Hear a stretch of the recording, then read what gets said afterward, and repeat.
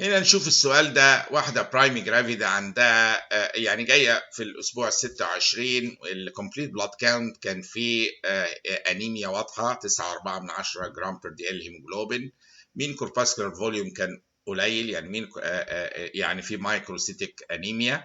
وهو الحقيقة هو هنا في هو يعني السؤال فيه ايرور يعني معين، بس مضطر أصلحه. إن هو عاوز يقول الايرن الساتيوريشن كان اقل من 15%، يعني التوتال ايرن بايندينج كاباسيتي عاليه. يعني هو معلش اصل في اختلاف، الايرن ساتيوريشن حاجه، كل ما تقل الساتيوريشن يبقى الكاباسيتي انه يمسك ايرن ايه بتكون عاليه.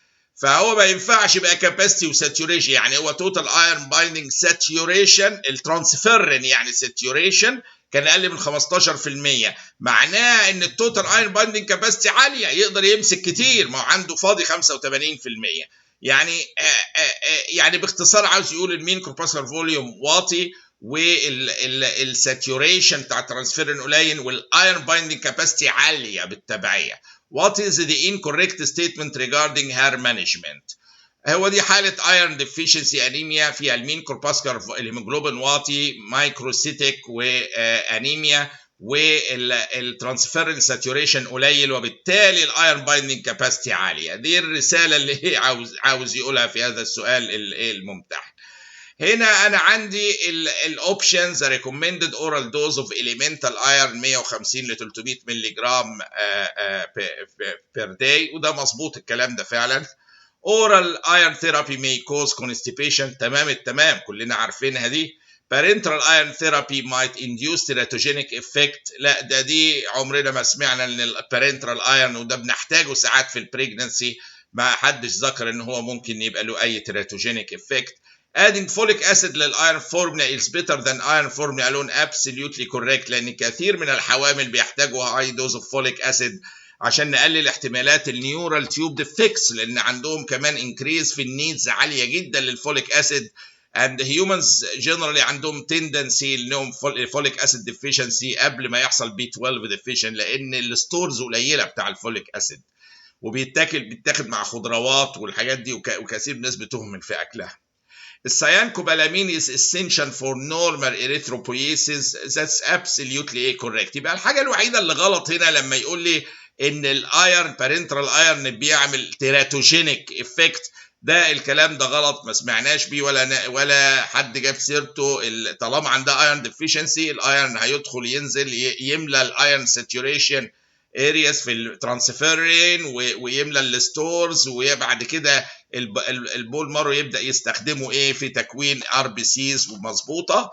فالاجابه الخطا هنا ان البارنترال ايرون بيعمل تيراتوجينيستي، هو absolutely not. البارنترال ايرون ثيرابي is generally speaking safe during a pregnancy.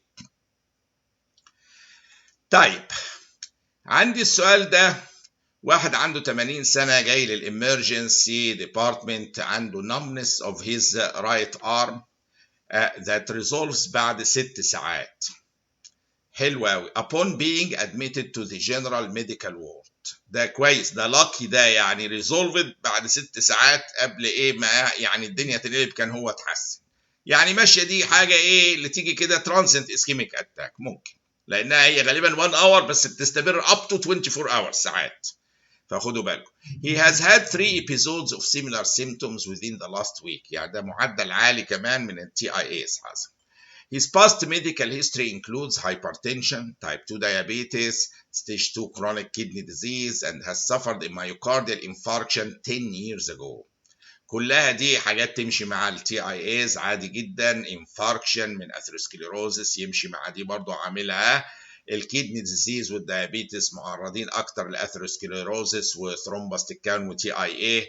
الهايبرتنشن برضه بيعمل انتمال دامج وبيأكسلريت الاثيروسكليروز، كل دي predisposing factors تمشي مع احتماليه اثيروسكليروز وتي اي ايز transient ischemic attacks. On clinical examination you detected a left carotid buoy او murmur and suspected he's embolizing small، بتبقى ثرومبس وفي مايكرو ايه امبولاي بتطلع منها بتعمل ايه الترانزنت اسكيميك اتاكس لحد ما الكولاترالز ايه تظبط الموضوع.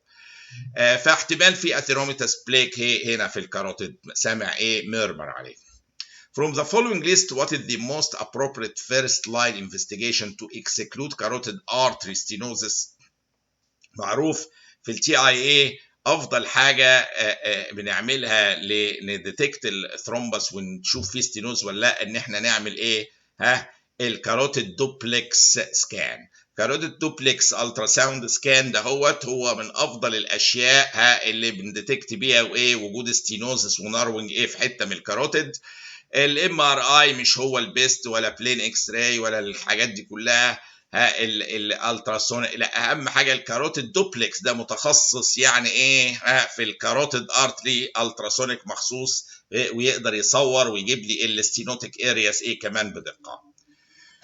سؤال هنا اللي هو 60-year-old man with idiopathic thrombocytopenic purpura attends the preoperative admission clinic prior to elective splenectomy. يعني عيان عنده idiopathic thrombocytopenic purpura، عنده 60 سنة، وقررنا نشيل له السبلين لأن فيها البليتلت بتبقى كوتد بأنتي بوديز في الايديوباثيك ثرومبوسايتوبينيك بيربرا.